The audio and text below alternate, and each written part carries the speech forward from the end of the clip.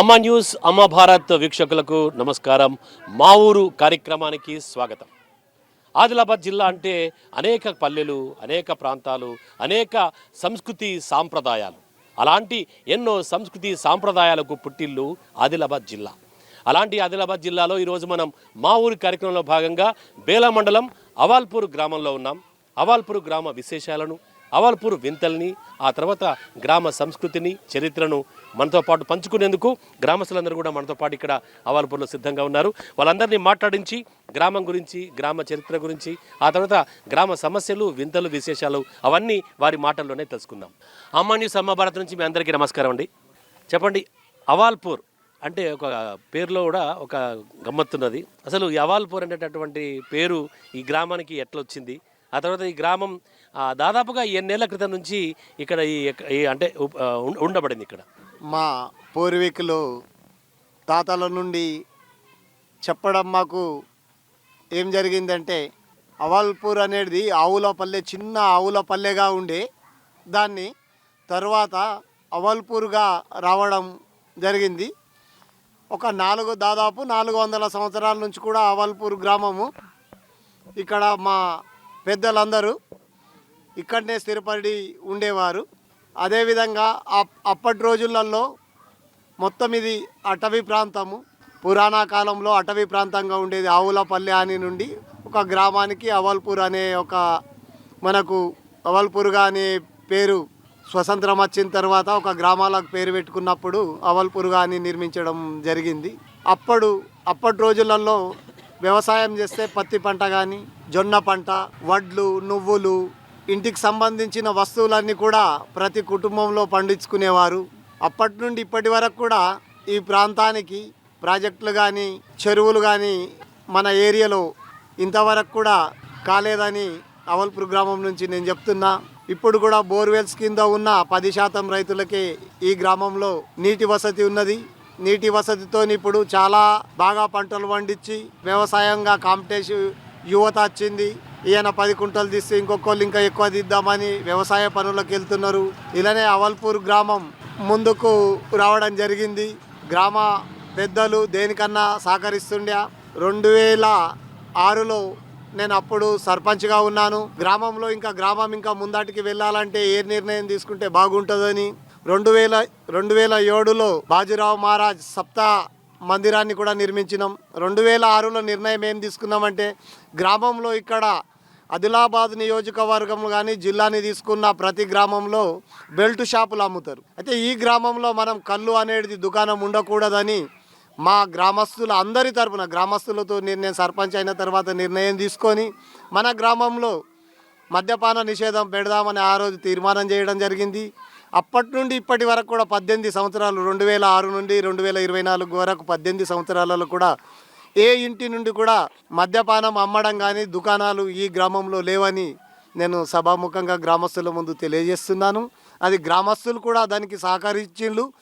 దాన్ని ఇప్పుడే కాకుండా కూడా ఇక ముందు కూడా దాన్ని గ్రామస్తులు ఎట్టి పరిస్థితులలో కూడా ఈ గ్రామానికి ఒక పేరు ఉంచుతారని యువత కూడా దీనికి తోడుపాటు ఉంటారు. అదేవిధంగా 2007 తర్వాత సప్తా కార్యక్రమం బాజీరావు మహారాజ్ శిష్యులందరూ కూడా తోడవ్వడంతో ఇది మంచి కార్యక్రమంగానే ముందటికి సాగుతుందని నేను తెలియజేస్తున్నాను. చాలా గొప్ప విషయం. దాదాపుగా 18 సంవత్సరాల పాటు మద్యంకు దూరం ఉండడం. ఎందుకంటే ఈ రోజుల్లో యువత మద్యపానం వల్ల అనేక అనర్థాలకు పాల్పడుతుంది. యువత చెడిపోతుంది ఒక రకంగా చూస్తే. కానీ ఈ గ్రామంలో చూస్తే మాత్రం చాలా ఆదర్శంగా ఉంది. అన్ని గ్రామాలకు మద్యం పానం 2018 నుంచి ఇప్పటిదాకా లేకపోవడం అనేది చాలా గొప్ప విషయం.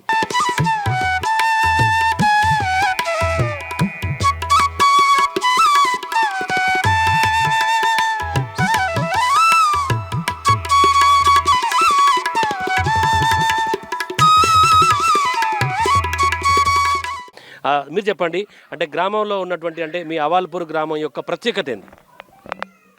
అవాల్పూర్ గ్రామం ప్రత్యేకత అంటే, అప్పుడు మేము 2002లో స్వజల్ధార పథకం తీసుకొచ్చినాము. అప్పుడు స్వజల్ధార పథకం ద్వారా అవాల్పూర్ గ్రామంతో పాటు ఈ బేలా మండలంలోనే అన్ని గ్రామాలకు OHR ట్యాంకులు కానివ్వండి, ప్రతి గ్రామ పంచాయతీకి కూడా అప్పుడు నీటి సౌకర్యం కల్పించడం జరిగింది.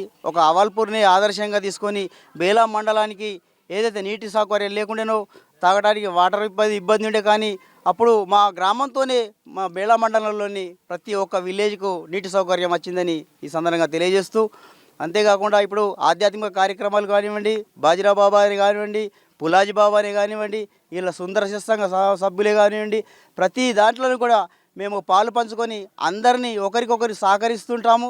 ప్రతి పండుగల్ని కూడా అందరూ కలిసికట్టుగా పనిచేస్తుంటాము. కుల మతాలకు అతీతంగా మేము ఈరోజు గ్రామాన్ని అభివృద్ధి చేసి తీసుకుపోతున్నామని ఈ సందర్భంగా తెలియజేస్తున్నాం. చాలా గొప్ప విషయం, ఎందుకంటే దాదాపు కులమతాలకు అతీతంగా ఒక గ్రామాన్ని అభివృద్ధి పరచుకోవడం అనేది చాలా ఆదర్శనీయం.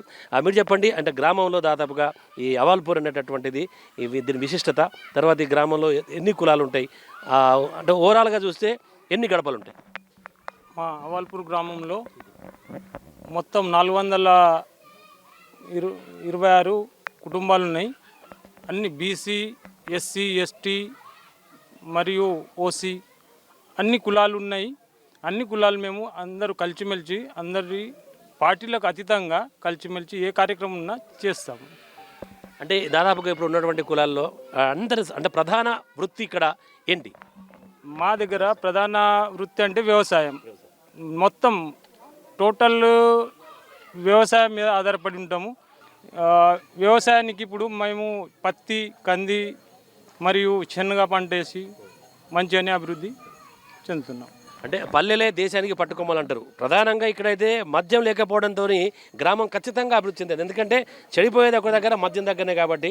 మద్యపానం మీ ఊర్లో లేదు, బెల్ట్ షాప్ లేదు కాబట్టి ఖచ్చితంగా గ్రామం అభివృద్ధి చెందే అవకాశం ఉంటుంది. అయితే ఇక్కడ ఉన్నటువంటి ఒక గ్రామస్తుల్లో అంటే ఈ యొక్క వ్యవసాయం కాకుండా ఇతర జీవనాధారం చేసుకుని బతుకుతారు ఉన్నారా? వివిధ రకాల పనులు చేసుకొని బతికే వాళ్ళు బాగా ఉన్నారు. మళ్ళా ముఖ్యంగా ఏంటంటే నేను 2002 నుంచి 2007 వరకు సర్పంచ్గా పనిచేసినాము. అయితే ఆ రోజులలో రాష్ట్ర స్థాయిలో ఉత్తమ సర్పంచ్గా గోల్డ్ మెడల్ అవార్డు కూడా తీసుకున్నాము. ఆ 5 సంవత్సరాలలో 9 అవార్డులు తీసుకున్నాం మేము అవాల్పూర్ నుంచి. మళ్ళీ అది కాకుండా రాజీవ్ విద్యా మిషన్ నుంచి ఆ రోజులలోనే మా స్కూల్లో 4 కంప్యూటర్స్ బోధన చేయించినాం అన్నట్టు. 2004లో అసలు కంప్యూటర్స్ అంటే దాదాపు ఆ టైంలో ఎవరికి తెలియకపోతుండే. ఆ టైంలోనే తీసుకొచ్చి ఇక్కడ కంప్యూటర్ విద్యని పిల్లలకు మనం నేర్పించినాం అన్నట్టు. మళ్ళీ ఆ రోజులలోనే ప్రజల సహకారంతో మా స్కూల్ బిల్డింగ్స్ కూడా మేము సొంతంగా కట్టుకున్నాము అక్కడ. మళ్ళీ 7 టీచర్స్ ఉండే. మా స్కూల్ అనేది చాలా అభివృద్ధి చెందింది. తర్వాత కాలంలో ఏమంటే విద్యతోటే పిల్లల భవిష్యత్తు మంచిగా ఉండాలనే ఉద్దేశంగా మనకు మోడల్ స్కూల్ అనేది వచ్చింది. అయితే అవాల్పూర్ విలేజ్ నుంచి 52 మందిని మోడల్ స్కూల్లో జాయిన్ చేయడం జరిగింది మేము. అది అప్పుడు మోడల్ స్కూల్ ఒక చరిత్ర అది నాకు తెలిసి. అయితే తర్వాత కాలంలో యువతని విద్య వైపు మోటివేట్ చేస్తూ మా పెద్దబాబుకు 2017లో ఫస్ట్ జాబ్ వచ్చింది ఇక్కడ. దాని తర్వాత కాలంలో ఇక్కడ ఒక 4-5 సంవత్సరాల మధ్యలోనే దగ్గర 12 మందికి గవర్నమెంట్ జాబ్స్ రావడం జరిగింది ఇక్కడ. అది ఇక్కడ జరిగిన మార్పు అండి. అంటే విద్య అనేది పిల్లలకు మనం చేయడం ద్వారానే వాళ్ళ ఫ్యూచర్ బాగుంటుందనే ఉద్దేశంగా మోటివేట్ చేయడం జరిగింది. అలా పంటల విషయానికి వస్తే ఇక్కడ గ్రామంలో ఉన్నటువంటి రైతులు కావచ్చు, కౌలు రైతులు కావచ్చు, అంటే ఓవరాల్గా ఎన్ని ఎకరాల సాగు జరుగుతుంది ఈ గ్రామంలో? దాదాపు 500-600 ఎకరాల్లో వ్యవసాయ సాగు చేస్తాము. ప్రధానంగా తీసుకునే పంట అంటే సోయాబీన్, పత్తి, శనగ, జొన్న, కంది ఈ రకాలను వ్యవసాయదారులు పండించడం జరుగుతుంది. అప్పటి రోజుల కంటే దిగుబడులు చాలా బాగానే ఉన్నాయి. కానీ ప్రభుత్వం ఈ రోజులలో అన్ని ఖర్చులు కానీ అన్నీ పెరగడం జరిగింది. కాబట్టి ప్రభుత్వం ఇచ్చే ఏదైతే మనకు మద్దతు రేటు ఉందో అది ఈ రోజులలో అది గిట్టుబాటు అవుతలేదని నేను వ్యవసాయదారులు ఇక్కడ పండిస్తున్న కాంపిటీషన్ కానీ మనకు పంటనైతే ఏదైతే ఉన్నదో 8-10 వస్తుంది, కానీ మనకు దానికంటే పెద్దగానైతే పెరగదు కదా. అందుకు గిట్టుబాటు ధరలు కూడా సరిగ్గా లేవని నేను తెలియజేస్తున్నాను. ఇప్పుడు ఉన్న పంటల్లో ఏదో సాగు చేసిన పంటల్లో ఎక్కువగా సాగు చేసే పంట పత్తా లేదంటే సోయానా? సోయాబీన్ పంట ఇక్కడ ఇప్పుడు దాదాపు 10-15 సంవత్సరాల నుండి సోయాబీన్ పంట, కంది, తొగరి పంట ప్రధాన పంటగా ఎక్కువ చేస్తున్నారు. పత్తి పంట అనేది తగ్గిపోయింది 50%కు. సోయాబీన్ పంట ఇక్కడ పండిస్తున్నారు.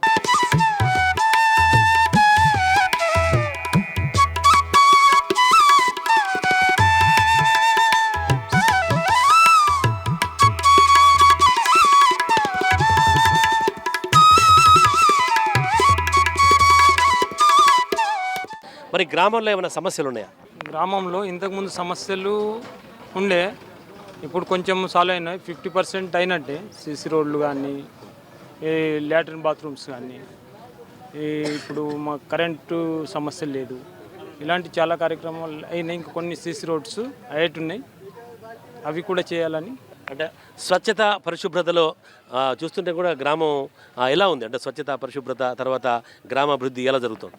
గ్రామం దాదాపు 2002 నుంచి రోడ్స్ కానీ ఇవన్నీ ఉన్నాయన్ని పనులు జరగడం అయినాయి. కానీ మనకు 2008-10 మధ్యలో వాళ్ళు బీద వాళ్ళకు కానీ ఇక్కడ ఉన్న గ్రామంలో ఉన్న వారికి గృహాలు, ఇండ్లు ఏదైతే గవర్నమెంట్ నుంచి అప్పుడు ఇందిరమ్మ ఇండ్లుగా రావడం జరిగిందో, మరి ఇప్పటిదాకా కూడా 9-10 సంవత్సరాలలో కూడా చాలామందికి ఇక్కడ ఒక 30% మందికి హౌజెస్ కూడా లేవు. మిగతా సీసీ రోడ్స్ దాదాపు 80% గ్రామంలో సీసీ రోడ్స్ అయిపోయినాయి, ఒక 20% ఉంది. మిగతా వీటిపై కూడా ఇప్పుడు కూడా మా ప్రతినిధులతో మాట్లాడి మిగతా 30% కూడా మేము చేపించడానికి ముందర ఉంటామని చెప్తున్నాం.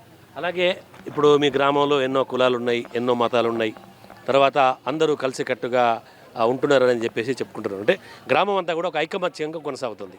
మరి కష్ట సుఖాల్లో అంటే భూమి లేని పేదలకు కానీ లేదంటే ఆపదలో ఉన్న వాళ్ళకి కానీ అంతా కలిసికట్టుగా వాళ్ళకి సాయం చేసేటటువంటి పరిస్థితి. దాదాపు మా దగ్గర చాలా కులాలు ఉన్నాయి. చాకలి కానీ, వడ్రంగి కానీ, పద్మశాలి, ఓసీలలో గురడి కాపు, మరాఠా, మున్నూరు కాపు, యాదవులు, ఏదైనా ఇలా హాస్పిటల్కి కానీ ఏమైనా పని ఉండని భూమి లేని నిరుపేదలు ఉన్నా మేము చిన్నగా సహకరిస్తాం, మంచి కొన్ని చేసి. ఇటువంటివే కానీ పెళ్లి సందడిలలో, పెళ్ళిళ్ళల్లో ఎవరి ఇళ్ళల్లో ఉన్నా కానీ పెళ్లి కార్యక్రమాలలో కూడా అందరూ కలిసికట్టు కులము అనేది ఏముండదు. ఏ కులం ఉన్నా కానీ ఇలా ఎస్టీ కానీ ఎస్సీ కానీ అందరికీ ఇక్కడ ఉన్నా కానీ అన్నిట్లో పాల్గొని అందరితో దాన్ని ఆ కార్యక్రమాన్ని సంతోషంగా ముగించడానికి ప్రయత్నం చేస్తాము. ఏదన్నా పెద్ద హాస్పిటల్ అవసరం వచ్చి డబ్బులు లేని వాళ్ళు కూడా ఉంటారు కాబట్టి గ్రామస్థ పెద్దలతో అందరినీ కలిసి కొన్ని వాళ్ళకు డబ్బులు చేసి కూడా ఇవ్వడం ఇట్లా చాలా సందర్భాల్లో జరిగినాయి. అది ఇప్పుడు కాకుండానే ఎప్పుడు కూడా ఆ కంటిన్యూషన్ గ్రామస్తులందరూ కలిసి ఏకతాటిగానే ఉంటామని గ్రామం నుండి తెలియజేస్తున్నాను. మీరు చెప్పండి, గ్రామం అన్నప్పుడు పండుగలు ఉంటాయి, పబ్బాలు ఉంటాయి, ఊరంతా కలిసి జరుపుకునే పండుగలు కూడా ఉంటాయి. అయితే మీరంతా గ్రామం అంతా కలిసి ఏ పండుగను ఎక్కువగా జరుపుకుంటారు? ఈ మధ్యకాలంలోనైతే వివిధ రకాల పండుగలు ఎవరి వాళ్ళు జరుపుకున్నా కానీ ఈ ఆధ్యాత్మిక మార్గంలో వచ్చిన తర్వాత నుంచి బాజీరావు బాబా సప్తా కానీ, పులాజీ బాబా సప్తా కానీ, మళ్ళీ పూలాల కానీ, ఇటువంటి పండుగలు, దసరా కానీ పెద్ద ఎత్తున కలిపి జరుపుకునే అవకాశాలు కనిపిస్తున్నాయి అన్నట్టు. అంటే ఆధ్యాత్మిక మార్గంలో వచ్చిన తర్వాత ప్రతి సంవత్సరం జనవరి నెలలో పులాజీ బాబా యొక్క సప్తా, మన బాజీరావు బాబా యొక్క సప్తా కార్యక్రమం మాత్రం చాలా పెద్ద ఎత్తున బేల మండలంలోనే అత్యధిక జనాభా ఇక్కడికి వస్తుంటుంది. ఆ పండుగని మాత్రం చాలా బ్రహ్మాండంగా మంచి వాతావరణంలో గ్రామస్తులందరూ కలిసికట్టుగా జరుపుకుంటున్నారు ఇక్కడ. అయితే ఈ ఒక ఆధ్యాత్మిక ఈ పులాజీ బాబా, బాజీరావు బాబా సప్తాహాలతో పాటు మీ గ్రామం అంతా కూడా ఏ వేడుకలు ఎక్కువ చేసుకుంటారు? అంటే అవాల్పూర్లోకి ఈ వేడుక బాగా జరుగుద్ది అనేటటువంటిది బాజీరావు బాబా, పులాజీ బాబా ఇవి రెండు కాకుండా ఇంకా ఏ వేడుకలు జరుపుకుంటారు? నూతన సంవత్సరము, ఉగాది పండుగ కానివ్వండి, అదేవిధంగా దీపావళి, సంక్రాంతి పండుగలు, ఇవన్నీ పండుగలు ఏవైతే ఉన్నాయో, దసరా పండుగలు, ఇవన్నీ ఉత్సాహంగా జరుపుకుంటాము. ప్రతి పండుగని కూడా ఏ పండుగ ఉన్నా కూడా మేము ముస్లిమ్స్ ఉన్నా కూడా వాళ్ళకు కూడా సహకరిస్తాము. అలా రంజాన్ ఉన్నా కూడా రంజాన్లో కూడా వాళ్ళ పండుగలలో కూడా పాల్గొంటాము. ఇక్కడ బేలాలో కూడా ఏదైనా పండుగ ఉంటే, ముస్లిం పండుగ ఉంటే వాళ్ళకు కూడా మస్జిద్లలో పోయి కూడా వాళ్ళని కూడా మేము కలుసుకొని వాళ్ళ ఒకరికొకరికి మేము కలిసికట్టుగా పనిచేస్తాము. ఇప్పుడు క్రిస్టియన్స్ పండుగలు ఉన్నా కూడా వాళ్ళు కూడా మమ్మల్ని పిలుస్తారు, వాళ్ళకు కూడా పోతాము. ఆ పండుగలకు కూడా మేము సహకరిస్తుంటాము. ప్రతి దానికి కూడా మేము ఒకరికొకరు కులాలకు అతీతంగా మేము సహకరిస్తుంటాము.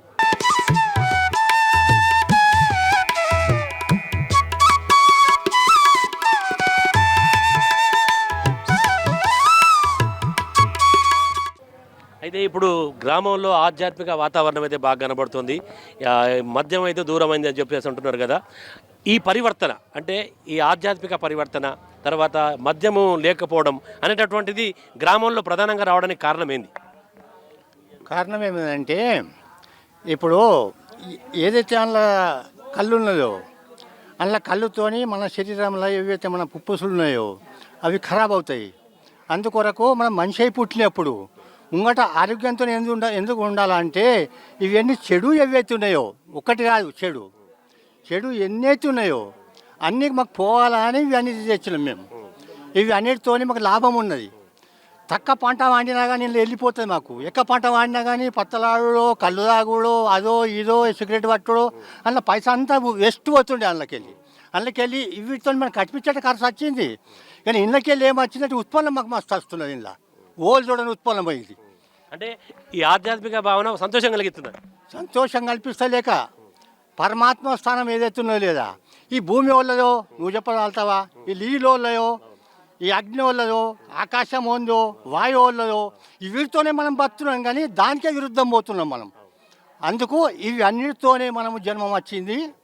ఇంతకన్నా ముందు పరమాత్ముడు ఇవన్నీ తెస్తూనే మనం ఓడు మనిషి రాలేదు, పరమాత్మనే తెచ్చిండు. అందుకొరకే దీని మీద నేను నడుస్తున్నాం, దీని మీద నేను వస్తాం, దీని మీద పంట పండిస్తాం, దీని అన్నం తింటున్నాం. కానీ దానికి కదలలేకుండా అవుతున్నది. అంటే మనిషి నాది నేనే అంటున్నాడు. నేను నాది అనుకుంటే ఇదంతా మాయ లేదు. అయితే మీరు చెప్పండి, ఈ ఆధ్యాత్మిక పరివర్తనకు పులాజీ బాబా, బాజీరావు బాబా బోధనలు ఏ విధంగా ఉపయోగపడుతున్నాయి?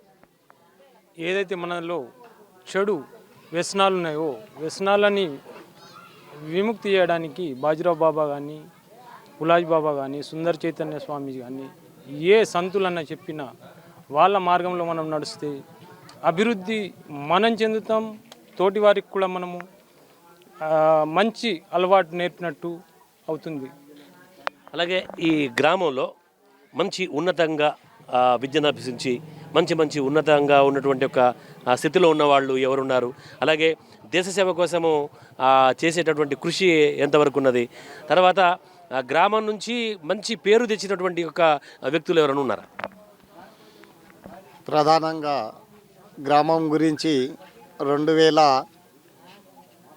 1980 తర్వాత చూస్తూ ఉంటే సార్, ఇక్కడ మా గ్రామం నుండి ఒకటే కుటుంబం నుండి ఆర్మీలకు మాదస్సు లచ్చన్న కుమారులు 3 దేశ సేవ కొరకు ముందరెళ్ళిండ్లు. అదేవిధంగా తిప్పిరెడ్డి వామన్ రెడ్డి గారు కూడా వెళ్ళడం జరిగింది. తర్వాత మొన్న ఒక 10 సంవత్సరాల ముందు కర్మరుగుల ఉషన్న కుమారుడు కూడా వెళ్ళడం జరిగింది. ప్రజెంట్గా ఇవాళ ఫారెస్ట్ ఆఫీస్గా ఒక ఆయన కొనసాగుతున్నాడు. టీచర్గా మా గ్రామం నుండి ఒక 2-3 టీచర్గా కూడా ఉన్నారు. మళ్ళా మొన్న కూడా ఈ ప్రజెంట్ 2 ఇయర్స్ ముందు మన కానిస్టేబుల్గా నిర్మాణం జరిగింది. ఇప్పుడు మా మాజీ సర్పంచ్ శేఖర్ వాళ్ళ కుమారుడు అయినటువంటి నావాలో కూడా దేశ సేవ కొరకు నేవాలో కూడా పనిచేస్తున్నాడు. అదేవిధంగా మొన్న కూడా 2 స్టూడెంట్ కొత్తగా ఇంకా వాళ్ళని తీసుకోవడం జరగలేదు. వాళ్ళు కూడా మన ప్రజా సేవ కొరకు కానిస్టేబుల్గా 2 సెలెక్ట్ కావడం అది మా గ్రామం నుండి గొప్పగా మేము చెప్పుకుంటున్నాం. విద్యార్థులు కూడా దాదాపు మేము ఇప్పుడు చెప్పేది ఏమంటే వ్యవసాయంతో పాటు ప్రతి విద్యార్థి కూడా విద్యలో ముందు ఉండాలి. గ్రామాన్ని మీరు ముందర ఎలా తీసుకుపోవాలి, ఈరోజు పాత ఏవైతే ఉండేనో వాటితో వ్యవసాయంతో పాటు విద్య కానీ ఇలా మెకానిక్స్ కానీ చాలా మార్గాలలో ఇవాళ దేశము ఎక్కడెక్కడికో వెళ్ళిపోతున్నారు. అమెరికా వెళ్ళడం కూడా జరిగింది మా దగ్గరికి వెళ్ళి కేశవరెడ్డి కుమారుడు.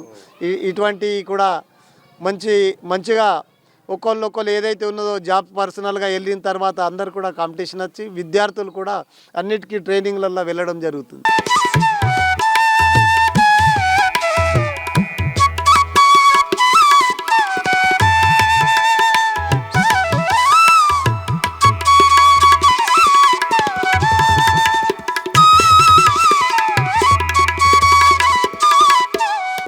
అయితే అంటే విద్యకు సంబంధించి మీ గ్రామంలో ఆ పాఠశాల ఎంతవరకు ఉంది పిల్లలకి? పాఠశాల ఇప్పుడు ప్రాథమిక పాఠశాల 5వ తరగతి వరకే ఉంది. మాకు 7th క్లాస్ ఉన్నత స్కూల్ వరకు వచ్చినాక కూడా గవర్నమెంట్ మళ్ళీ స్ట్రెంత్ తగ్గిపోయిందని 2 క్లాసులు తీసేయడం జరిగింది. ప్రధానంగా ఎక్కువ శాతం మంది ప్రభుత్వ స్కూళ్ళల్లో చదువుకున్నప్పుడు 1970 నుంచి 90, 95, 2000 సంవత్సరం వరకు సాంగడి గ్రామంలోనే చాలామంది మా గ్రామం నుండి చదువుకున్నారు. ఇప్పటి పిల్లలు మొత్తం ప్రభుత్వ స్కూల్ అయినటువంటి సిరిసన గ్రామాలకు కానివ్వండి, కొందరు పిల్లలు హాస్టళ్ళల్లో ఉన్నారు, ప్రైవేట్ స్కూళ్ళల్లో ఇంగ్లీష్ మీడియంగా చదువుకుంటున్నారు. ఇట్లా మీ గ్రామంలో ఓవరాల్గా అంటే విద్యార్థులు ఎంతమంది ఉన్నారు? అంటే చదువుకునే పిల్లలు ఇప్పుడు ఇక్కడ 5వ తరగతి వరకు ఉన్నది, మరి వారు ఉన్నత విద్యలు అభ్యసించాలంటే వాళ్ళు ఎక్కడికి వెళ్ళాలి? ఉన్నత విద్య అభ్యసించాలంటే పిల్లలు ఇప్పుడు ఇక్కడ 5th వరకు ఉండే, ఇంతకుముందు 7th వరకు ఉండే. 7th వరకు ఉంటే ఏమైందంటే కొందరు ప్రైవేట్ స్కూల్కు పంపించడం వల్ల ఇక్కడ స్ట్రెంత్ తగ్గిపోయింది. టీచర్లు ఎక్కువ ఉండే కానీ పిల్లల స్ట్రెంత్ తగ్గిపోవడం వల్ల ఆ స్కూల్ని తగ్గించి 5th క్లాస్ వరకు చేసిండ్రు. అది మిగతా వాళ్ళు మేము ఇంతకుముందు సాంగడికి పోతుంటేవి చదువుకోవడానికి. ఇక్కడ బేలా మండలంలో ఒక సాంగడి ఒకటి హై స్కూల్ ఉండే, తర్వాత బేలాలని ఉండే, 2 హై స్కూళ్ళు ఉండే. ఇప్పుడు సిరిసన్న అయింది కాబట్టి సిరిసన్న దగ్గర ఉంటుంది, సిరిసన్నకి వెళ్ళిపోతున్నారు పిల్లలు. ఉన్నత విద్య కొరకైతే మరి డిగ్రీ కానీ ఇంటర్ కానీ బేలాకు పోతారు, మిగతా వాళ్ళు ఆదిలాబాద్ పోతారు, హైదరాబాదు, వివిధ రాష్ట్రాల్లో కూడా చదువుకున్న పిల్లలు ఉన్నారు. ఈ సందర్భంగా తెలియజేస్తున్నారు. ప్రధానంగా ఇప్పుడు యువత అంటే మెయిన్ ఇప్పుడు దేశానికి పట్టుకొమ్మలు పల్లెలు ఎట్లనో యువత కూడా అంతే ఇంపార్టెంట్. మరి మీరు పాటించిన నియమాలు ఏవైతే బాజీరావు బాబా బోధన అనుగుణంగా మీరు ఏవైతే మద్య మాంసానికి దూరంగా ఉంటున్నారో అట్లనే మీ యొక్క ఇక్కడ ఉన్న యువత కూడా అదే పరివర్తన తీసుకురాగలిగారు. ఈ మధ్యకాలంలో యువత చాలా పరివర్తన చెందారు. మరియు ప్రపంచంలోనే చేతిలోనే ప్రపంచం ఉన్నది కాబట్టి అంటే మనం ఎలా ముందుకు పోవాలనే విషయాలకు కూడా చాలా అవగాహన వచ్చేసింది. మళ్ళీ ఈ 2-3 సంవత్సరాల క్రితం నుంచి ఇక్కడ గవర్నమెంట్ జాబ్స్ పిల్లలు కొడుతున్నారు కాబట్టి వీళ్ళ దాంట్లో కూడా కాంపిటీషన్ అనేది చాలా పెద్ద ఎత్తున పెరిగింది. గత 20 సంవత్సరాల నుంచి 2-3 గవర్నమెంట్ సర్వెంట్ జాబ్స్ వస్తే మా దగ్గర రీసెంట్లీ 3 సంవత్సరాలలో 12 నుంచి 14 గవర్నమెంట్ సర్వెంట్లు ఇక్కడ నుంచి రావడం జరిగింది. అంటే దీన్ని బట్టి అర్థమైతే ఏంటంటే పిల్లలలో కూడా చాలా అవగాహన వచ్చింది. అరే మేము కూడా ఏదో ఒకటి చేయాలా, అంటే మాకు సంబంధించి అంటే మేము ఏం చేయగలుగుతాం, మాది ఐటీఐలో జాయిన్ అవ్వడం కానీ, పాలిటెక్నిక్లో జాయిన్ అవ్వడం కానీ, వివిధ కాంపిటేటివ్ ఎగ్జామ్స్ అనేటివి రాయడం కానీ చాలా పెద్ద ఎత్తున అవల్పూర్లో జరుగుతున్నది. అది చాలా శుభ పరిమాణం. ఎందుకంటే పిల్లలు చెడుతోన పోకుండా వాళ్ళ జీవితాన్ని వాళ్ళు కూడా ముందరికి తీసుకెళ్ళడానికి ఏమైతే అవసరం ఉంటాయో ఆ రకంగా వాళ్ళు ప్రయత్నిస్తున్నారు. తల్లిదండ్రులు కూడా పిల్లలకు మంచి ప్రోత్సాహాన్ని అందిస్తున్నారు. మళ్ళీ పిల్లలు వాళ్ళు అంటే విద్యార్థులు మాట్లాడుకొని కూడా వాళ్ళు కూడా ముందరికి చాలా బాగా వెళ్తున్నారని ఈ సందర్భంగా నేను తెలియజేస్తున్నాను.